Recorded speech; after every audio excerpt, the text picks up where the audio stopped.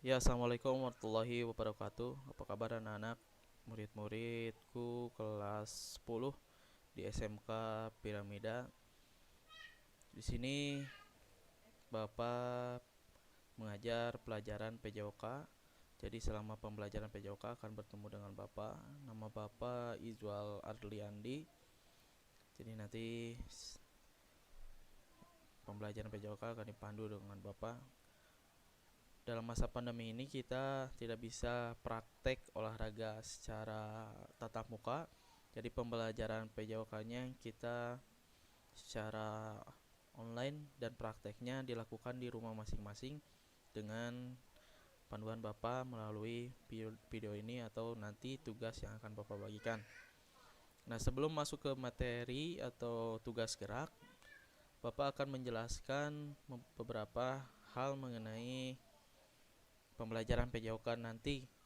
Jadi nanti ketika melakukan tugas gerak, anak-anak semua harus menggunakan pakaian olahraga, sepatu olahraga. Kalaupun kalian nanti prakteknya di luar rumah, kalaupun di dalam rumah, yang penting menggunakan pakaian olahraga. Menggunakan pakaian olahraga, kalau belum dibagikan pakaian olahraga dari SMK, menggunakan pakaian olahraga dari SMP masing-masing. Begitu pula mudah-mudahan secepatnya nanti tatap muka. Aturannya nanti Bapak jelaskan ketika nanti bertemu langsung tatap muka. Oke, anak-anak semuanya. Pada pertemuan kali ini Bapak akan membahas mengenai kebugaran jasmani. Pada masa pandemi ini, kebugaran jasmani ini sangat penting karena untuk menjaga imunitas kita agar terjauh dari virus COVID-19, virus corona ini. Bapak berharap kalian selalu melaksanakan protokol kesehatan, menggunakan masker, mencuci tangan, dan menjaga jarak. Dengan selalu berolahraga, kebugaran jasmani bisa meningkat.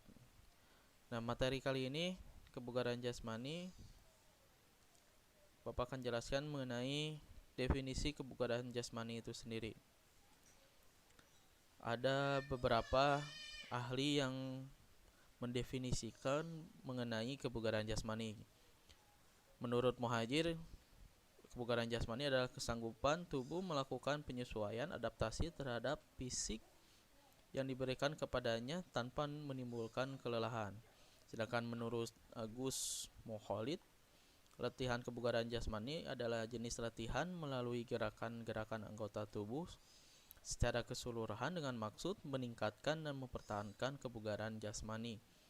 Sedangkan menurut Direktorat Jenderal Olahraga Pemuda dalam seminar 16-20 Maret tahun 1971 di Jakarta, bahwa kebugaran jasmani adalah kesanggupan dan kemampuan melakukan pekerjaan dengan efisiensi tanpa menimbulkan kelelahan yang berarti. Kesimpulannya bahwa kebugaran jasmani adalah kemampuan tubuh dalam melakukan aktivitas fisik tanpa menimbulkan kelelahan.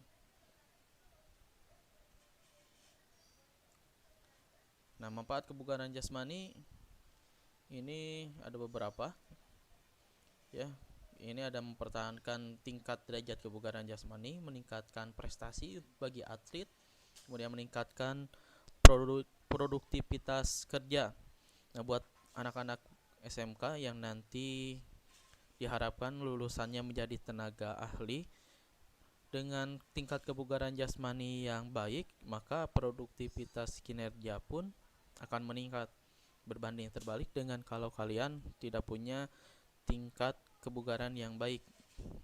Kemudian manfaat selanjutnya adalah mencegah cedera. Lanjut, meningkatkan keterampilan kuat dan efisien dalam gerakannya, meningkatkan kemampuan sistem sirkulasi dan kerja jantung, kemudian respon cepat dari organisme tubuh apabila sewaktu-waktu diperlukan. Dan yang ini untuk Bapak untuk mengetahui kemampuan fisik kalian bagaimana ketika beraktivitas. Kemudian yang lanjut ini adalah sebagai syarat untuk Bapak memberikan nilai pembelajaran dengan tingkat kebugaran jasmani yang baik ini. Dalam kebugaran jasmani ada beberapa faktor yang mempengaruhi kebugaran jasmani kalian. Yang pertama itu genetik, yaitu keturunan, faktor bawaan dari orang tua kalian bagaimana tingkat kebugarannya. Kemudian umur. Jadi umur kalian yang muda ini, yang baru belasan tahun, pasti memiliki tingkat kebugaran jasmani yang lebih baik dibanding orang-orang yang di atas usia kalian. Seperti para pemain sepak bola, kalau misalnya usianya makin bertambah, pasti tingkat kebugaran jasmaninya pun bahkan menurun. Kemudian faktor yang selanjutnya itu jenis kelamin. Jadi tingkat kebugaran jasmani pria dan wanita ini memiliki perbedaan, jadi tidak sama laki-laki dan perempuan. Begitu pula dengan latihannya, tidak mungkin disamakan, tidak mungkin sama latihannya, pasti ada perbedaan karena tingkat kebugarannya pun berbeda. Kegiatan fisik, nah yang tadi yang Bapak jelaskan bahwa kegiatan fisiknya pun bahkan berbeda, bahwa tingkat kebugaran jasmani ini berbeda antara pria dan wanita. Lanjut, bahwa faktor yang selanjutnya itu adalah kebiasaan merokok. Ini faktor-faktor ini adalah merupakan pedoman yang bersumber dari pedoman pengukuran kesegaran jasmani dari Departemen Kesehatan Republik Indonesia. Nah, ini tentang kebugaran jasmani. Untuk pembelajaran kali ini yang akan dipraktekkan itu tentang kekuatan.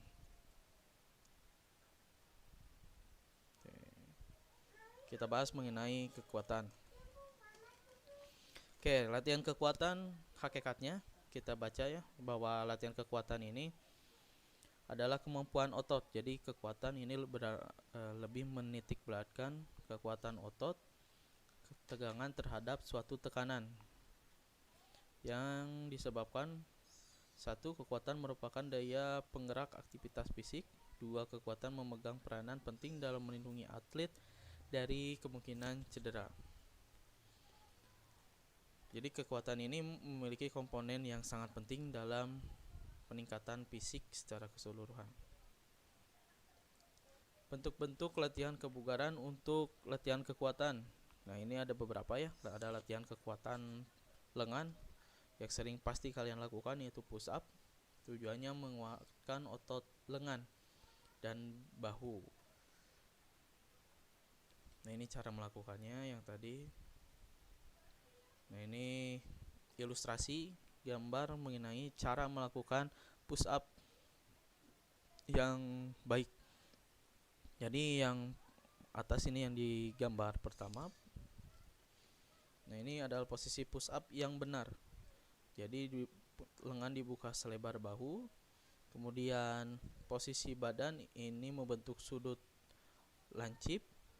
Ya, pinggang tidak diangkat, kemudian turun ke bawah tanpa menyentuh, jadi bagian dada tidak menyentuh ke lantai. Kemudian ini ilustrasi yang kedua, ini tentang untuk perempuan bisa menggunakan ujung kaki ataupun nanti menggunakan lutut. Nah, kita lihat video latihan push up, bagaimana cara melakukan push up ini.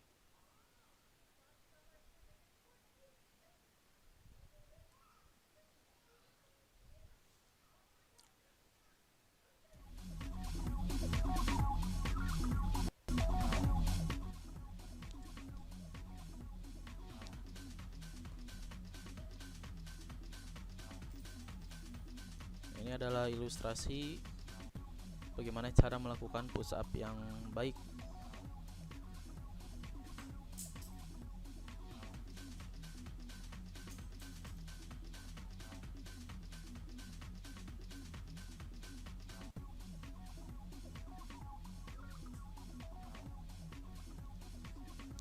Nah, dalam push up ini otot yang dibentuk adalah otot dada, otot lengan, otot tricep,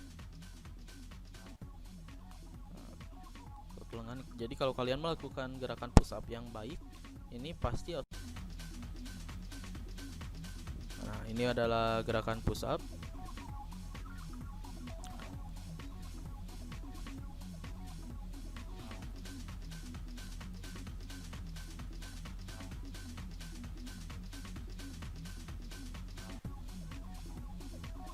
Di gerakan push up yang baik ini seperti yang digambar. Untuk laki-laki, untuk perempuan kalaupun tidak bisa dengan ujung kaki, bisa dengan lutut dengan posisi yang sama. Jadi kalau tumpuannya lutut, pinggang pun tidak boleh naik ke atas, jadi sudutnya harus sudut lancip.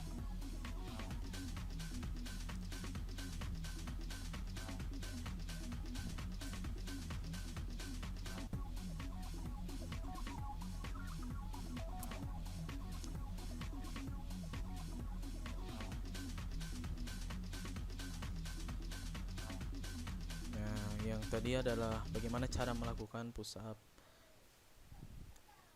yang baiknya. Kemudian ada latihan kekuatan otot perut. Yang tadi lengan, sekarang perut. Yang sering kalian lakukan adalah sit up. Nah, ini adalah cara melakukannya. Ini adalah posisi bagaimana latihan sit up. Nah, ini yang gambar pertama, ini latihan sit up yang seperti biasa atau normalnya seperti ini. Kemudian ini adalah variasi latihan sit up-nya. Kalau yang ini ditarik ke samping, jadi membentuk otot perut bagian samping. Yang ini adalah dilanjutkan sit up dengan membentuk huruf V. Nah, yang Bapak harapkan kalian bisa melakukan ketiga variasi latihan sit up ini untuk membentuk otot perut. Ya, lanjut ke setelah kalian memahami cara melakukan push up dan sit up, lanjut ke tugas geraknya. Nanti kalian akan harus melakukan gerakan push up sebanyak 2 set, di mana satu set ini sebanyak 12 kali. Nah, setelah 12 kali, nanti kalian istirahat selama 10 detik. Lanjut lagi set yang kedua, melakukan push up sebanyak 12 kali. Jadi satu set sama dengan 12. Setiap push up sebanyak 2 set. Setelah push up ini, kalian lakukan gerakan sit up ya sebanyak 2 set sama. Satu set 12 kali pengulangan. Sit up-nya yang mana? Sit up-nya yang normal saja dulu, yang tadi yang gambar pertama ya. Nah, yang ini kalian lakukan yang posisi yang ini. Lakukan sebanyak 12 kali. Nanti tugasnya difotokan dan divideokan bagaimana praktek gerak kalian di rumah, pengulangan gerak push up dan sit up. Kemudian jangan lupa sebelum melakukan gerakan push up dan sit up, terlebih dahulu lakukan peregangan agar tidak terjadi cedera atau kram di bagian otot. Setelah itu kirimkan tugasnya melalui nanti yang ditugaskan sesuai mau lewat classroom ataupun nanti sesuai dengan arahan selanjutnya. Itu saja untuk materi pertemuan pertama buat anak-anak kelas 10. Bapak harap kalian melakukan aktivitas secara maksimal, karena yang tadi tujuan utama dalam olahraga itu menjaga kebugaran jasmani untuk meningkatkan daya tahan tubuh kita agar terhindar dari virus corona ini. Bapak berharap kalian selalu menjaga kesehatan, selalu melaksanakan protokol kesehatan, menggunakan masker, mencuci tangan, kemudian menjaga jarak. Itu saja dari Bapak. Selamat bertemu lagi di video selanjutnya untuk materi pertemuan kedua. Wassalamualaikum warahmatullahi wabarakatuh.